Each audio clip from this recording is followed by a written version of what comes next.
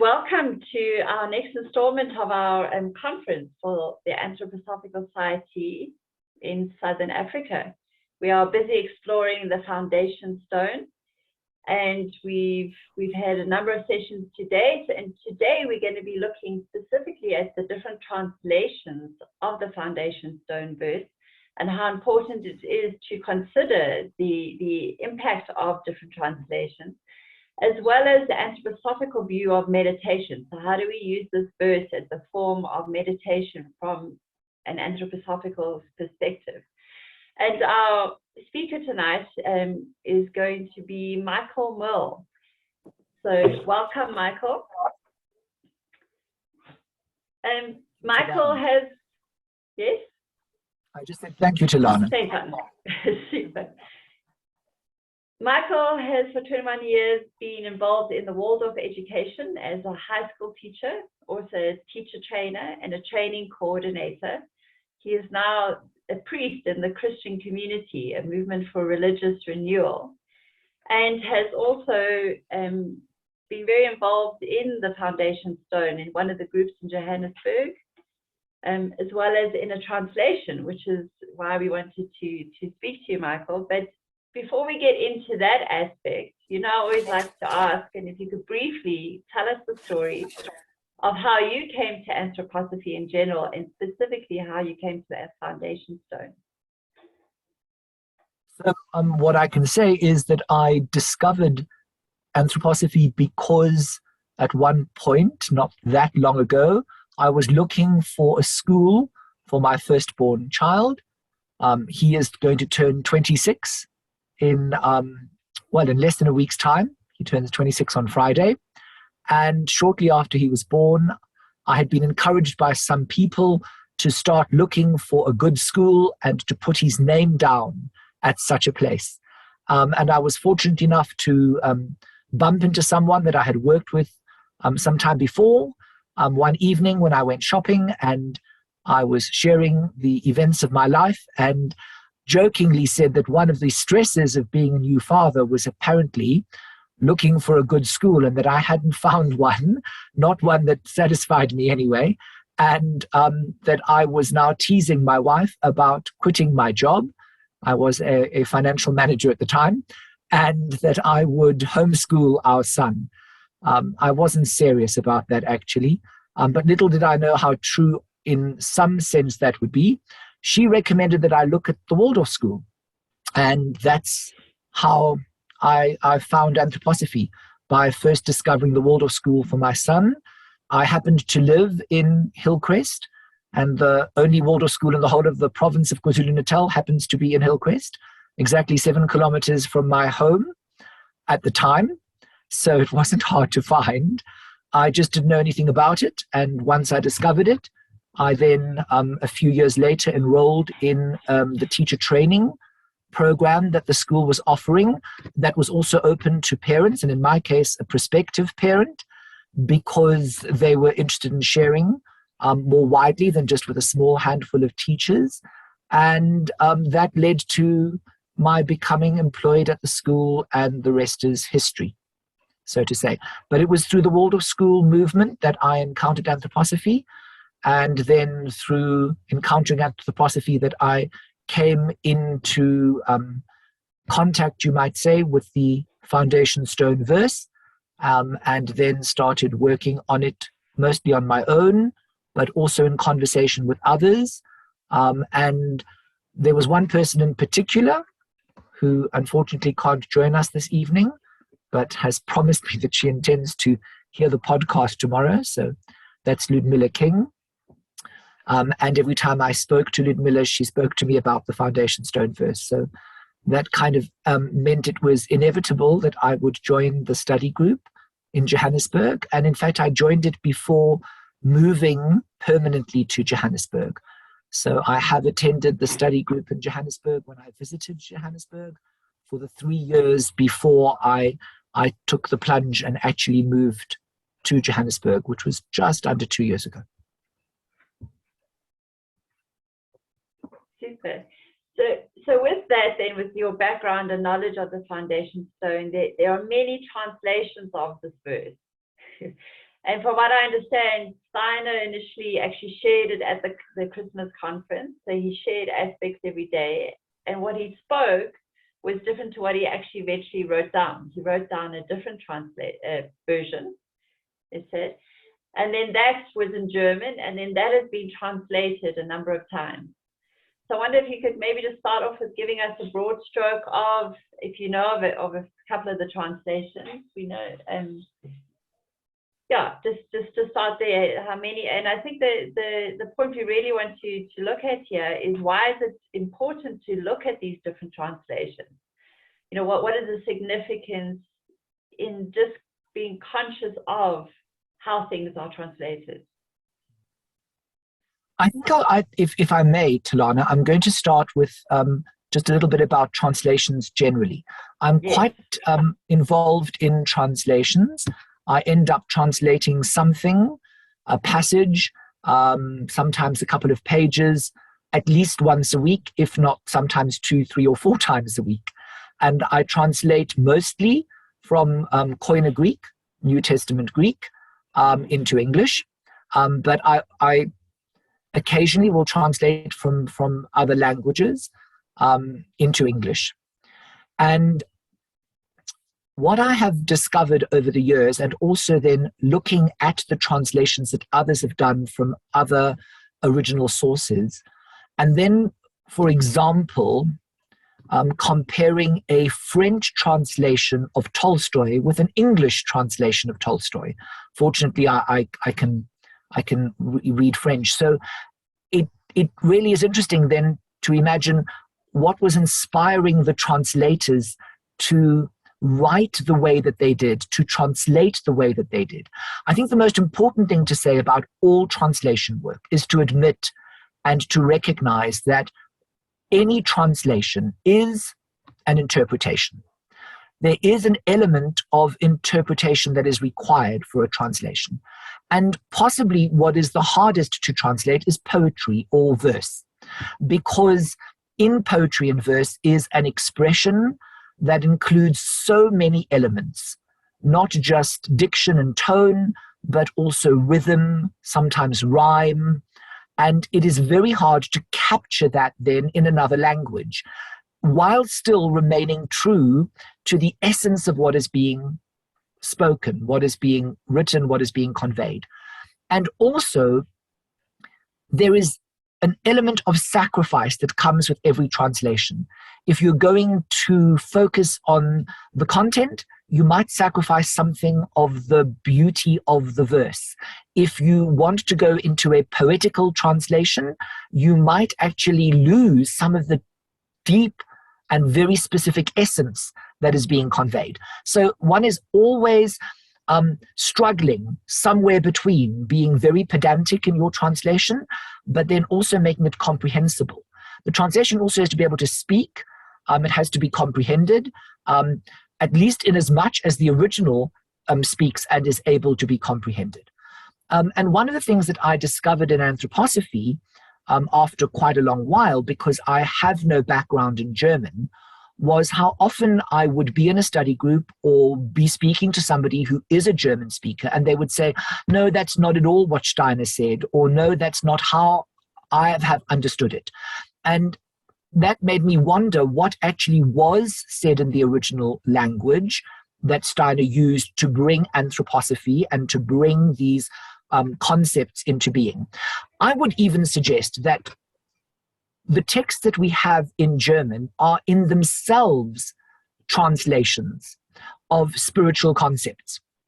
And they've come into our comprehension through the German language. And now we have to struggle, if we're not German speakers, in how we're going to access that those concepts, that imagination sometimes, how we're going to access that, how we're going to comprehend it, how we're going to work with it. And I came to realize that I very much liked the sound of George Adams's 1927 translation. I think that's the translation most people know, at least those who've been in anthroposophy for some time. And I liked the sound of it, and I certainly, that's the translation I first used and knew. And then to my amazement, discovered that there were elements of it that really were George Adams's interpretation, rather more than a direct translation. And that was fine if it was one or two things. And then I discovered it was a few more things. And then, of course, I had an opportunity to compare it, for example, and I think her name is pronounced Avia Mackay. And then there's one also by Richard Seddon that are sometimes referred or referenced. And I looked at those translations and I noticed the differences in them, sometimes even just little differences that could be quite significant. And that made me interested in what did it originally say. And of course, I'm working with the text that was written, the one that is now usually spoken, the sort of final set foundation stone verse. And I can't say that I am a fluent German speaker because I certainly am not. And I can't say that I have a very good, sound knowledge of the German language, but I have taken on in the last few years, by necessity, a greater interest in German. And I am working with it, you could say, on an academic level. I'm able to consider the structure. I know something of the grammar. I appreciate the subtle differences in vocabulary, in tone, in tense. And then I can work with something. I can play with something. I can consider options that could capture that in the English language. And I think what's important to say is that English is not my mother tongue. It's not my home language. And so in having come to terms with English as my primary language, even though it's not my home language, I have come to appreciate how one can express something in the English language. And one of my colleagues recently said to me, "Oh, now I understand why you speak the way that you do and why you communicate the way that you do, because even though you are fluent in English, and certainly people can follow you and can understand what you're saying, and I don't think I confuse too many people with the way I speak, they realized that I still, in a way, think and consider and conceptualize in the structure of my mother tongue, which is French. And that's made, and I think I've known that for a very, very long time now. And so I really look at the structure also of the language, not just the verse or the text, but the structure of the language I'm translating. I have a sense now, a deeper and deeper sense for the structure of Koine Greek. I have a sense now, I think, for the structure of German. And of course, it's a German that Steiner was using, and it's not typical German from what I understand. So I'm also having to come into a relationship with the way in which he structured verses and he structured texts. So I have that little bit of a background, not so little, I think, helps to explain a few things.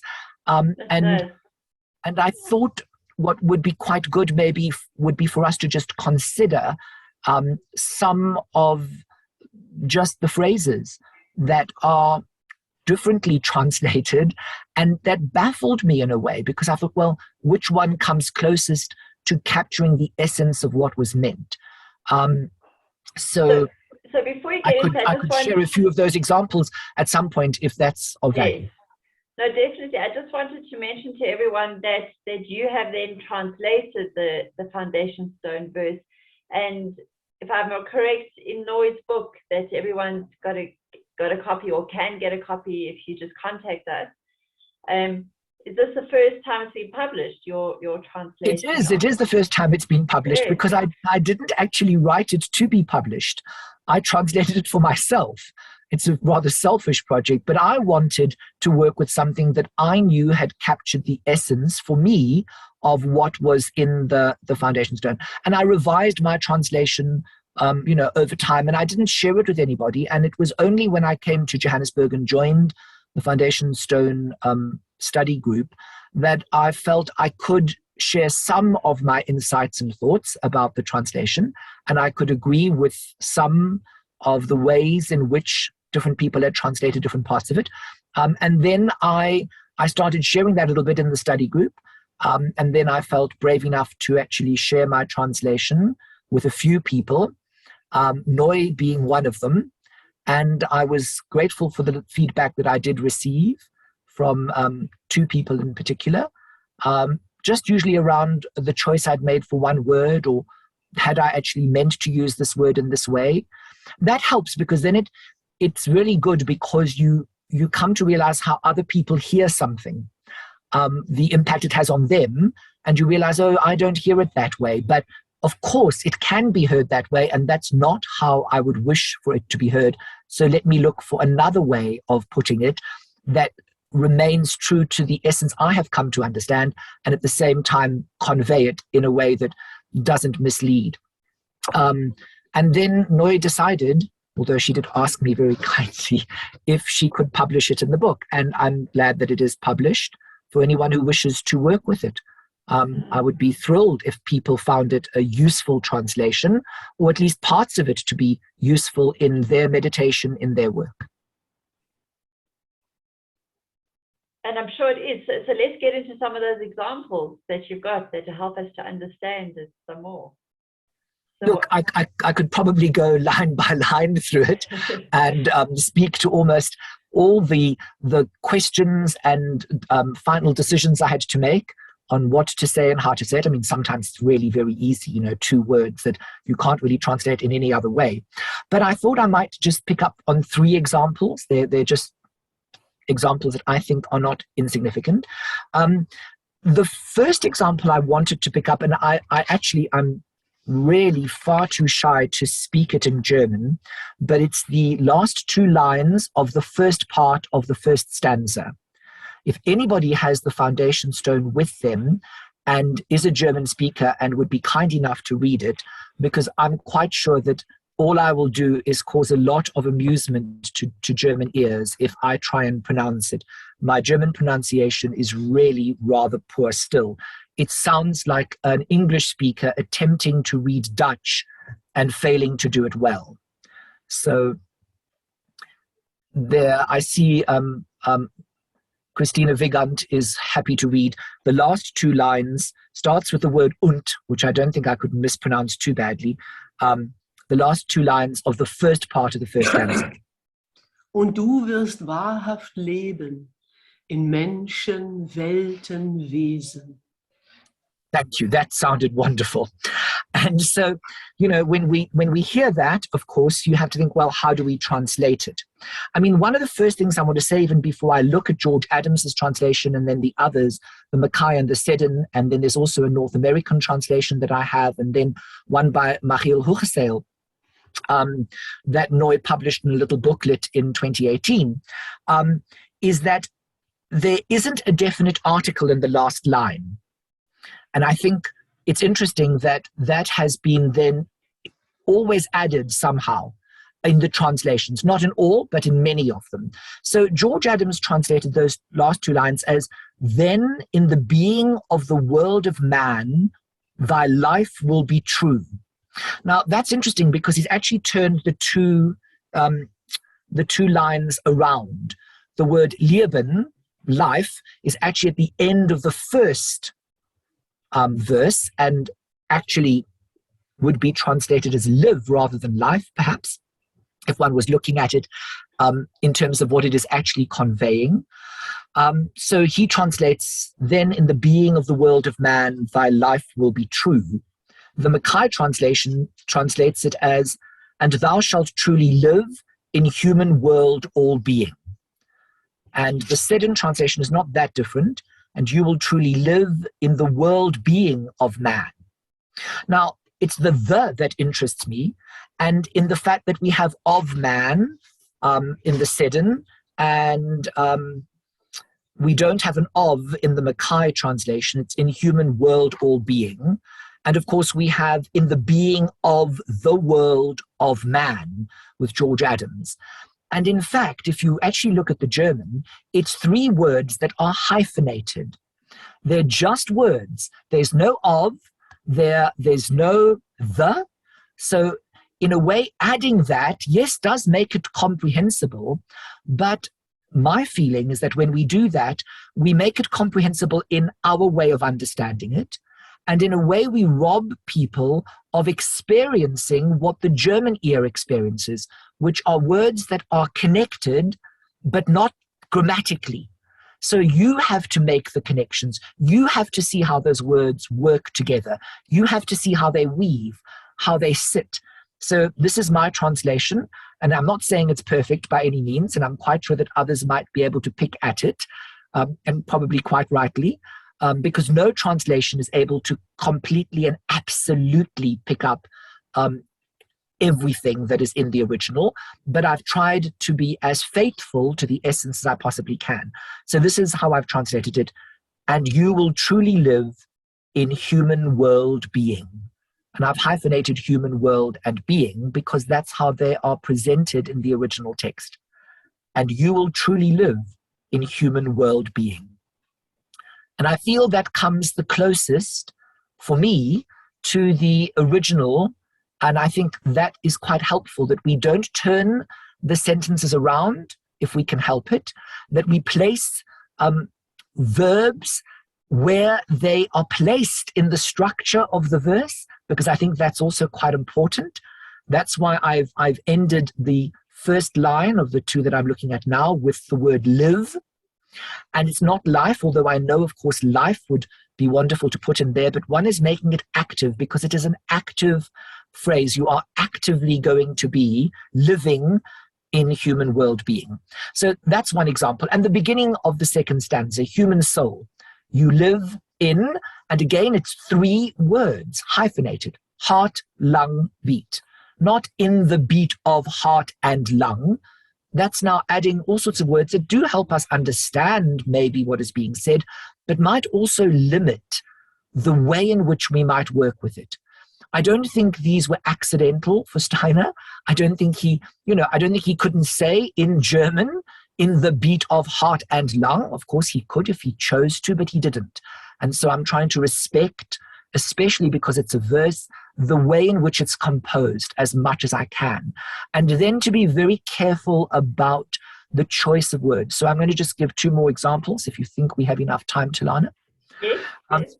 And I'm going to take us to the last stanza, the 4th stanza, which is also in 2 parts, which we mostly know, of course, as starting with at the turning point of time. I do see Christiana waving, so Tilana, maybe you want to talk to her. Yes. I just wanted to say that the beginning of the second verse is in German, du lebst im Herzenslungenschlage. So it is not Herz, it's not heart, lung beat, but it's Herzens. So it is the lung beat of the heart. Herzenslungenschlage. So I just wanted to say that because, of course, otherwise it sounds a little bit kind of almost blunt if one just puts heart, lung, beat. If you understand what I'm trying to say. Michael. Yes, of course. I mean, these are the choices one has to make, I think, in translating. Yes. Where you have to say, if I'm going to put 3 words together, then I have in English to leave them as open as possible. So it's always a question of sacrificing something in order for possibly something else to be carried. So there's always that element which is a reality in translations. Yes, but what about heart's lung beat? It's plural. That's always, of hearts course, with an apostrophe, you know? Heart's lung beat. That's possible, of course. And I mean, that is something I would encourage people who have worked with this verse as well, and mostly in the German, to also consider. I think the more we can share about how we hear the verse in the original language, and then how we could convey that in English, the better.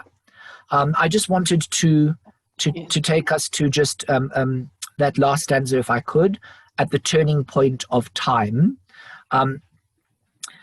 It was just to say, this isn't the example I wanted to work with, but to say that it really was difficult for me to even know how to do that first line, because there isn't the word point actually in the German as a word, So I chose to hyphenate turning and point, as it is in some of the translations. Certainly it is in the George Adams translation, because I think that the idea of a point of turning is implied, although it isn't stated in exactly that way. So I left turning point, but I left it as hyphenated.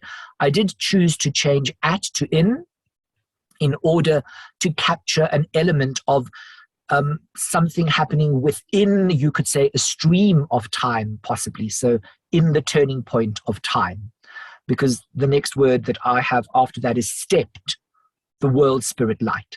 So we really have this, this stepping into something.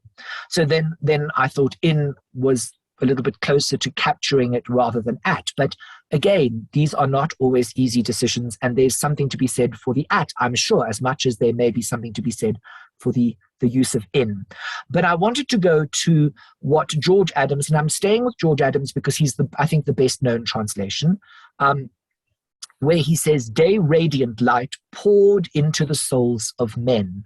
And there's something really lovely about that gesture of something pouring into us. I think we often consider ourselves to be a vessel, open, waiting for something to pour in. It's interesting because when I heard this, I thought, my goodness, if this is what Steiner said, I wonder if he knew a poem by a poet called George Herbert, The Pulley, in which it says, God having a glass of blessings standing by said, let us pour on him all we can. And I thought, oh my goodness, this is the picture I know from The Pulley, God creating the human being and wanting to pour on him all that can be poured on him. The poem implies, because it's called The Pulley, that one thing isn't poured on the human being in order to have a pulley that one could use to draw back the human being to the divine. That's a rather lovely idea. But I resonated strongly with that because I thought, oh, I know that, these blessings that are poured onto us or into us. And in the George Adams translation, it's day radiant light poured into the souls of men. But looking very carefully at Steiner's verse, I have chosen to translate it as day radiant light rayed forth in human souls. And I really do think that is as good a translation as I could find. It is a question of something raying out. I know that in his translation, Michaël Merle said irradiated in human souls. I thought irradiated sounded a little too much like I was in the laboratory and irradiating something. So I went with with a translation that has been used for that word in German before, rayed forth. And there is something about a raying forth or a raying out. So it actually is, I believe, a lot more with a gesture of something that is now in us, not something that is being poured into us, but something that is already in us that is now raying forth in human souls, which means that the source has changed. It is not external into us, but rather internal out of us. And for me, those kind of translational choices do help, I think, to capture something of the essence of the text. And I'm open to lots of people having lots of different ideas, of course. No translation is going to be perfect for someone else. There's always going to be an element that you feel could be expressed differently, possibly better as far as you can tell. The other example I wanted to share is the end, because I did hear last week Estelle speak about how this word that ends the foundation stone in German, wollen, would have been spoken very strongly by Zeilmans von Emichoven. And so I have a sense, of course, that there are lots of ways in which we can translate this, because it's not so easy to capture not only the words, so it's not only a question of diction, it's also a matter of capturing a tone, and you could say an implied tense in the German. And I sense, and I'm always open to other people's views, that in this last part there is something conditional. It's not an absolute. We're not ending with the strength of will. We're ending with, you could say, more of an openness in willing that may actually bring something about. if we participate. So how do we capture all of that? Ending with the idea of will, not leaving it out. George Adams, of course, I think in this particular case goes quite poetical, and ends with that good may become what from our hearts we would found, and from our heads direct with single purpose. But the reality is that the word single and the word purpose do not appear in the German. It's an interpretation of what the German is saying, and not necessarily a bad one. I don't want to knock another translation. I'm just simply, I think, offering what I have worked with because it has helped me to come to terms with what is being spoken in this verse. So I have chosen, and it sounds maybe a little bit more complex and complicated, but this is how I've chosen to express it. That good will become what we from hearts would want to found, what we from heads would want to guide, with willingness. It's not perfect. I'm very open to a revision of it, but for now, I think it comes the closest to capturing the tone, the implied tense, this expression of something of the subjunctive, something that isn't yet realized, that good will become what we from our hearts would want to found. We would want to do it, but now will we do it? It will only be if we do it. What we from heads would want to guide. It's something we would want to do, but will we do it? And it's what we would wish or want to do with willingness. We are willing, but our willing has to become will. So that's where I put that good will become, so that there is the strength of what will become, whilst also capturing an essence of what still has to be realized and only can be if we participate willingly in it. It's one way of translating it, not the way of translating it. I want to make that clear. So I said yes when Noy said, could I include your translation? Because I thought, well, if it does nothing other than bring about some serious debate and have people come up and say to me, Michael, you're quite wrong, that would be fantastic, because it means people are engaging with the original and wondering how best it could be expressed in another language. And for me, that's important. So I think it's wonderful that we have all of these translations. And of course, in my translation, I've made certain choices that are quite modern. So for Mensch, I've gone with human and not man, because that's how we speak now, and that's what resonates for the ear today. I have not gone with the these and the thous, because we don't speak like that. And our verses, I don't believe, need to carry that to be fully respectful and carry something of real meaning.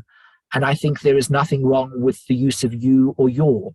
I am now, of course, very used to, for example, the Lord's Prayer, expressed in the you and the your. There's an intimacy which comes with that, but I think that can also be nevertheless respectful if one holds the respect in the way in which one speaks this prayer, the Lord's Prayer, or this verse, rather than relying on the language and an archaic sound to carry a certain sentiment. I think we can imbue it with respect in the way in which we speak it, while still maintaining a modern sensibility. You live, and you're, as it is. But, it is never easy. I also wanted to say one thing in my translation.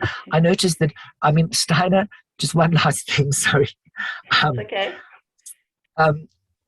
Steiner uses the Rosicrucian words, ex Deo nascimur and in Christo morimur and per spiritum sanctum revivissimus, but he actually translates them into German in his written verse. And it's not exactly how I would translate from the Latin into English if I was doing a strict translation. Latin is something I learned at school, and then also did 4 years of it at tertiary studies. So, I feel I could do the Latin quite easily. So I chose not to translate the Latin, but to translate the German. So I tried to pick up something of how he has, you could say, interpreted those words rather than simply translated them. In Christ the death we live, I think is pretty much what he says in German.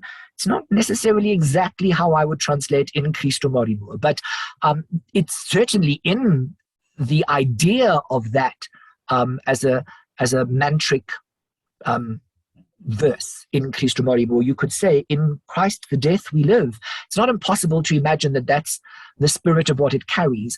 That's, I believe, is what Steiner writes in the German, but it's not how one would normally translate in Christo morimur directly.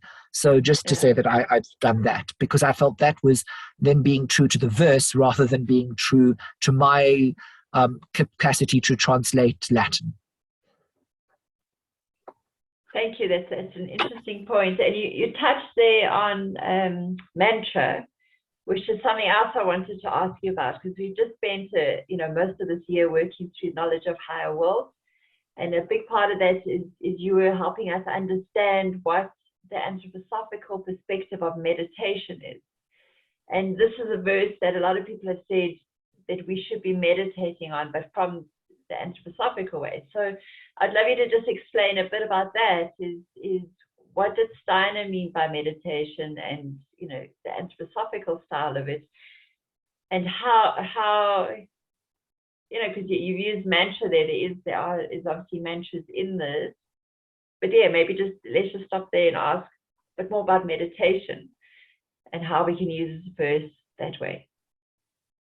So, there are lots of different ways in which one can understand meditation. I think, of course, I was really struck in Knowledge of the Higher Worlds when Steiner describes meditation as a process in the soul, in the life of thought, that widens more and more into the spiritual reality of being. I found that a profound description of the process of meditation, that in our thinking, a deep capacity of our soul, we can widen our thoughts more and more to embrace the spiritual reality of being. So this process of meditation is then a process in which we are able, through our thinking process, through truly spending time thinking deeply about what we are reading and what is being said and how it stirs us, because I don't want to exclude feeling from this. I think mantric verses and poems and other art forms, music certainly, and others, will speak to our soul usually in the life of feeling. It'll start there. We will feel stirred. If it's beautifully expressed or if it's unusually expressed, something will move us. That movement is really often in the life of feeling.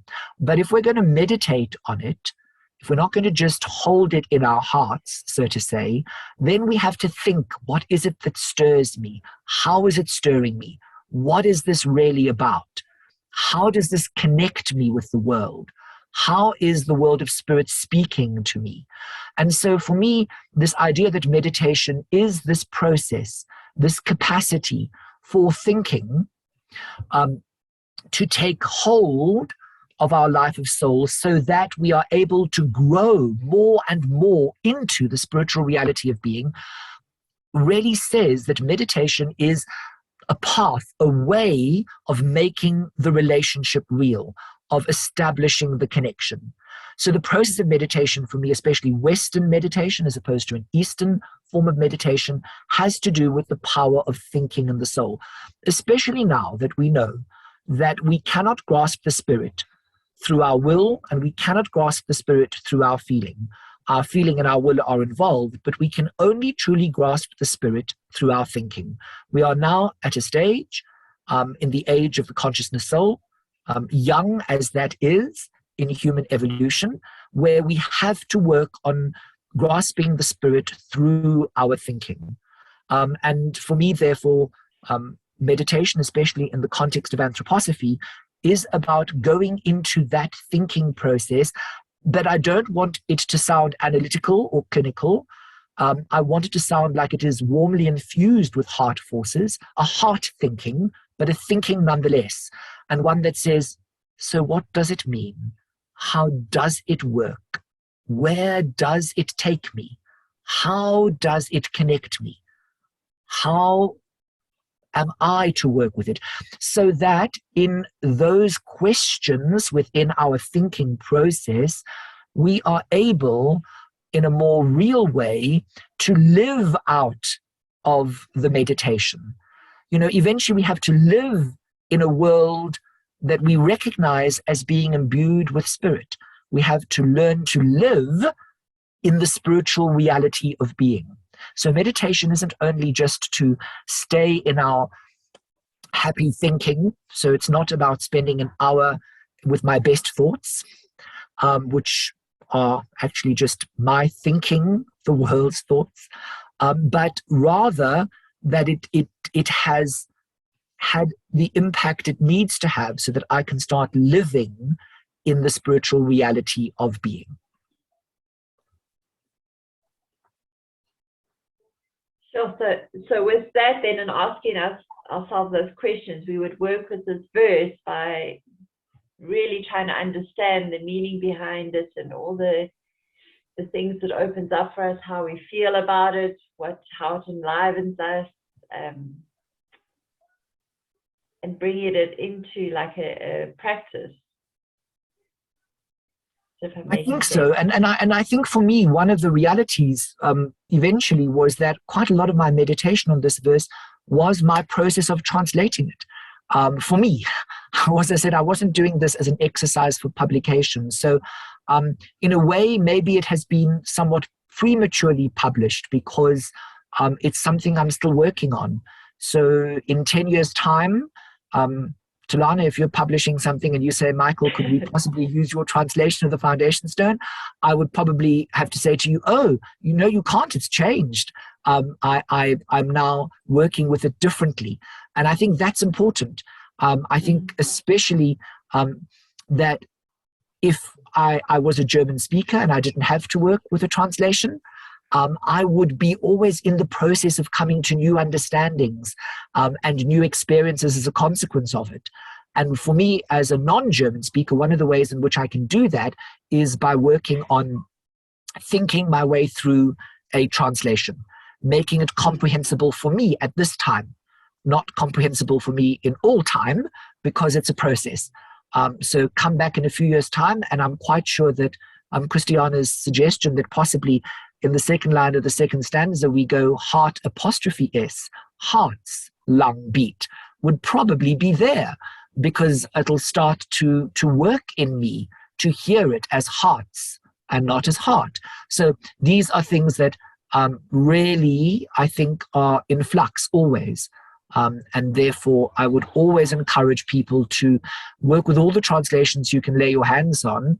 But if you're able, do your own, translate it for yourself, get back into the German, ask, engage, be in a study group if you can with a German speaker, and ask, what are you hearing? And not just one German speaker, I've asked several and I get a different answer from each one. So that's, I think, also important, that you really investigate and interrogate with an open heart and with an open mind, but one that then can rest and settle on the essence of what is being conveyed. It's a nice point to wrap up there, and we're going to open to questions in a moment. But before we go there, maybe it's just to ask you, what verse or line stands out for you or has personal significance, and why?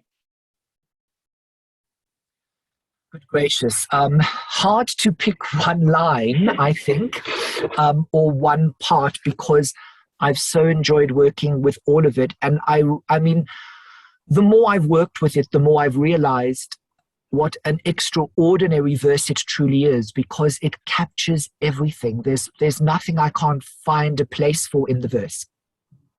There's nothing in my understanding of the cosmos that can't find its connection here somewhere. I mean, not explicitly, and sometimes not overtly, but it opens up all that I would need opened up, you could say, to place almost everything and anything into it.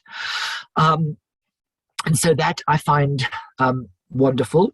But I mean, I know it's the same for many people, so it's not just me, but I would certainly say the last stanza, because that's how I first heard it. When I first started studying towards becoming a Waldorf teacher, which is now, 23 years ago, 23 and a half years ago. So that's as long as I've really been actively engaged with anthroposophy. I agreed, because they seemed to be short of players, to step in for a part in the Shepherd's Play. And at the school where I was, this is the verse that was spoken, the George Adams translation, that was spoken by the players at the beginning of each rehearsal, at the turning point of time. So that whole stanza, you could say, really stands out, because it was how I first encountered it. And I thought it was a standalone verse. I didn't even realize it was part of something greater. And I was amazed to discover that it was. And so grateful for all three stanzas that stand so powerfully before, because they establish a past, a present, a future. They establish the relationship to the Father, to the Son, to the Spirit. They establish this incredible threefoldness, recognizing that within that there is a turning point. There is a moment in which things turn. So that past, that present, that future is colored differently, is understood differently. So that would be what I would say. Well, thank you very much, Michael, for sharing so much. It's got a lot to meditate on, to think about. And I'll open now to any questions. If anyone has a question, maybe you want to just raise your hand and let us know. You're welcome to unmute yourself and just speak up, and then I'll try and see. But any questions around, you can see Furline, if you would like to unmute yourself, you've got a question. Yes, I do. Thank you so much, Michael. I loved what you said about translation. I mean, I'm also a French speaker who's been speaking English every day of my life for a long time. And I've also studied German in school a long time ago. And I'm also a linguist. So I feel I feel the love. And I was wondering something. So I played with it, as you just advised to do, just as part of appropriating and understanding the meaning. And the thing that strikes me about, and maybe that's an impression I have, I'm not sure about that, but the German language has a lot of the vocabulary built on associating words together, which is quite different to how at least French and English do it. And so it's part of the German language to bind two words together to form a third one. So when I read the translation, one thing that I really wonder about is how much Rudolf Steiner was relying on that that state of relationship to language that the Germans already have, to allow the verse to carry all of its meaning, and to what extent trying to do the same in French or English doesn't actually contribute to making it more cryptic instead of more helpful. And so I have no doubt you ask yourself that, but I'd love to hear what you have to say about that. Thank you. I'm quite sure that many people, even in this Zoom session, would probably give you a different answer to what I'm about to share. But for me, it's exactly that. I think you've actually, in a way, almost have the seed of the answer in your question. And that is that I think in translating German, which is a different language to English, there's no doubt. I mean, we keep talking about English as a Germanic language, but it has so many other influences, and its vocabulary is largely influenced by the Norman conquest. And as a consequence of that, I mean, it still has influences from the Norse language when the Danes invaded, and it still has some traces back to the original Anglo-Saxon languages, and even to the languages that might have been spoken by Celtic peoples on the island before. So it's difficult, but in translating a language like German, where you're quite right, there is this extraordinary capacity to build words and to create new words quite comprehensively out of building blocks that people already know into English. I feel that very often I end up making the thing more cryptic, not less. And that is unfortunately one of the sacrifices that comes with the translation, in wanting at least to capture the essence of most of what that German word means. You're choosing not to translate other aspects that might be in that German word as well.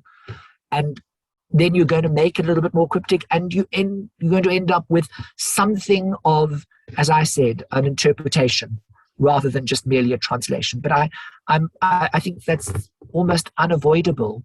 It would be interesting if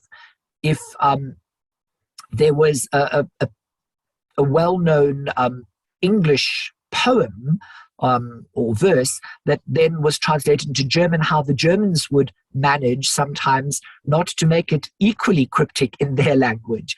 I appreciate how much Steiner, for example, admired Shakespeare. I have no idea how Shakespeare would sound in German. I also don't know what it would sound like in French. I've never tried to translate it.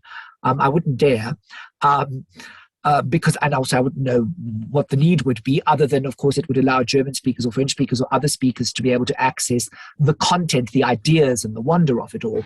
But I have encountered, and I'm going to share it, it's a little bit of a joke, but I think it goes to something of your question as well. I'm going to translate two ways in Afrikaans, another language that I happen to know a little and have worked with, two ways of translating my father's ghost from Hamlet. I would imagine the correct translation into Afrikaans would be my vader se gees, my father's ghost.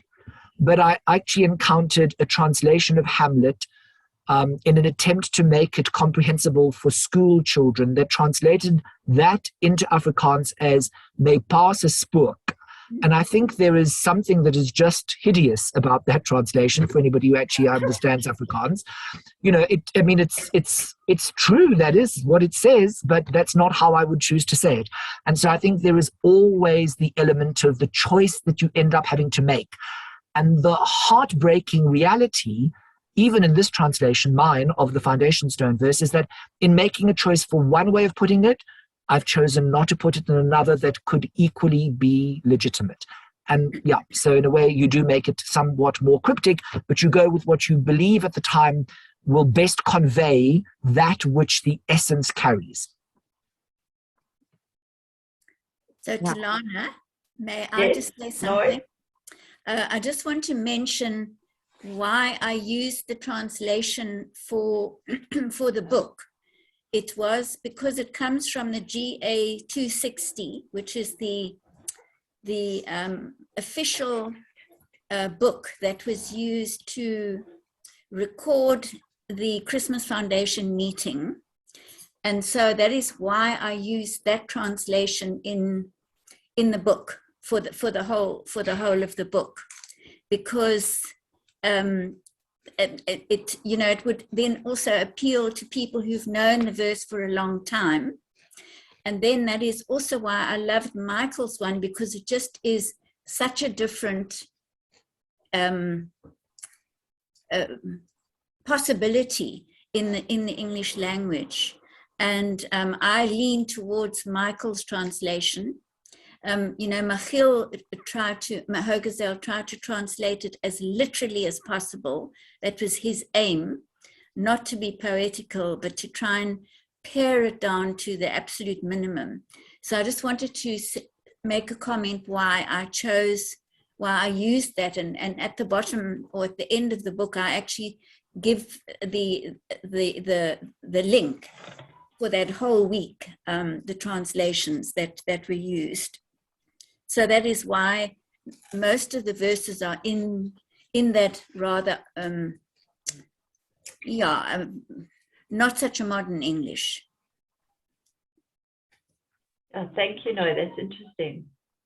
Talana, it's Yes? Dauntes. May I ask Michael a question? Yes, go. Michael, could you please give me your translation, Per Spiritum Sanctum Revivissimus? Is it reawakened or awakened? Thank you. Yeah, so I'm going to translate it the way I read Steiner's writing of it. And it's a good question, Dawn, because, is it reawaken or is it awaken?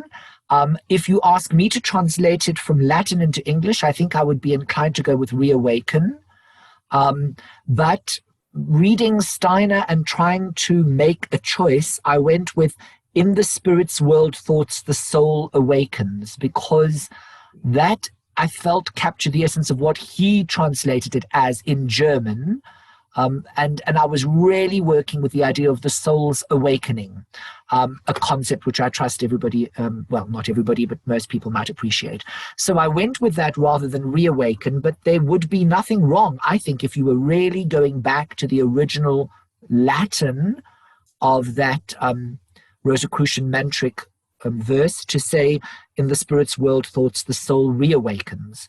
I think that's a possibility, but that's, if I remember correctly, not quite how I read it in Steiner's translation of that Latin into the German of the foundation stone text.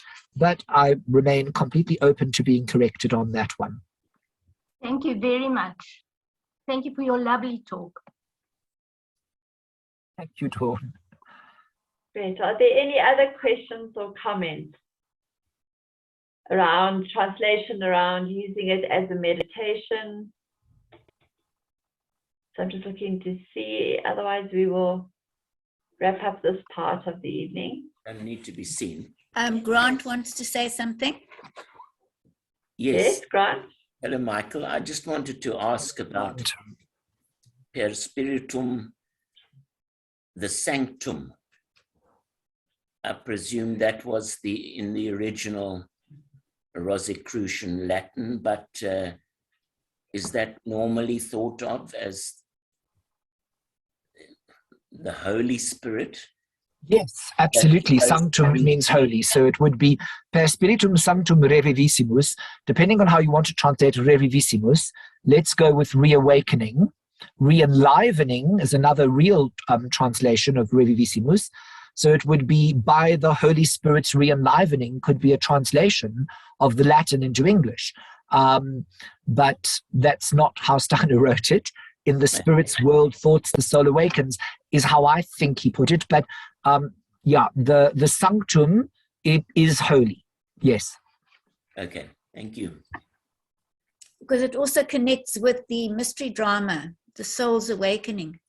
That's why I went with soul awakens, Noy. That's what I was trying to refer to earlier without stating it exactly. But, you make choices as you translate, and then you change your mind, and then you translate it differently a week later, and then you go back to what you originally thought. And it's one of those, more complex and complicated processes. But for what it's worth, this is the translation that I have at the moment to offer. And as I said, if it can stimulate good debate, and if it can draw people into what is this verse really saying, then it's done its job, no matter how poorly it has expressed itself. And I think when people have got more than one translation, even in the one publication, they can actually be enriched to find their own way in between, the one that enlivens their own soul, their own understanding. And the translation you've used in the book, Noy, this book, which you got from Rudolf Steiner Archives, from GA 260. Is it 260, you said? I think so. 260, yeah. Yeah, from Rudolf Steiner archives is actually not that different from my translation, I discovered. When I looked at it, I thought, oh my goodness, maybe I didn't need to do this translation. Perhaps somebody had already beaten me to it, so to say. It isn't that different. Some of the elements that I really struggled with and really wanted to hear expressed differently in English had already been worked on to some extent in this translation. And so I was really interested to see how it had been done. And of course, because it's on Rudolf Steiner archives, is using the modern sound with the you and the your, but also with human soul, as opposed to soul of man. And yeah, sometimes I actually discovered I translated my translation without consulting this almost in the same manner or in a very similar manner. So that's interesting. Yeah, I have to confess, I changed the these and the thous. I did actually confess it in the book. Yes. Yeah, because I mean, I do appreciate that for some people, the Lord's Prayer in English was, Our Father, who art in heaven. And that's how they learnt it, with art and thy kingdom come, thy will be done. And they think somehow that's how it was written. Of course, it really was never written in English to begin with. And that's the translation we are accustomed to. And so, of course, it's like now translating a favorite nursery rhyme differently. Nobody would be happy with that because they would remember it with a certain fondness and become quite attached to what was and aren't really necessarily open to what might now sound differently but possibly better for the ear, such as it has become attuned in everyday conversation.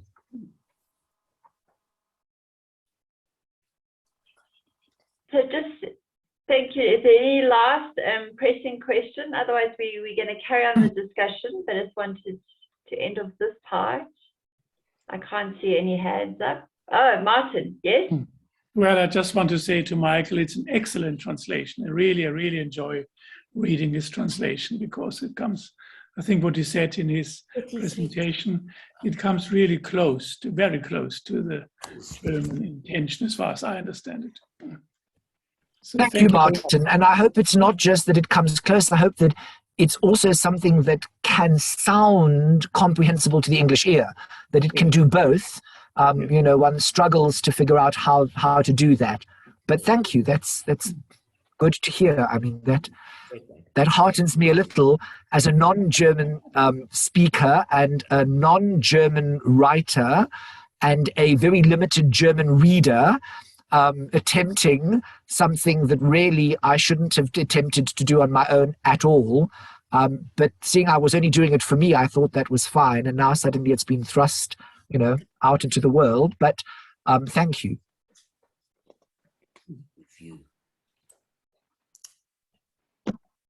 Super. Well, that'll be our start of looking at translations. I'm sure it's going to lead many of us to do a lot more exploring. So thank you, Michael, for sharing so much. Next week, we are moving on to look at the connection of the verse with biodynamic agriculture. So that's going to be really interesting to see how the world of biodynamic agriculture is using or has a connection to the foundation stone verse. So that's what's coming up. See those that are on the recording, and that we'll see you all next week.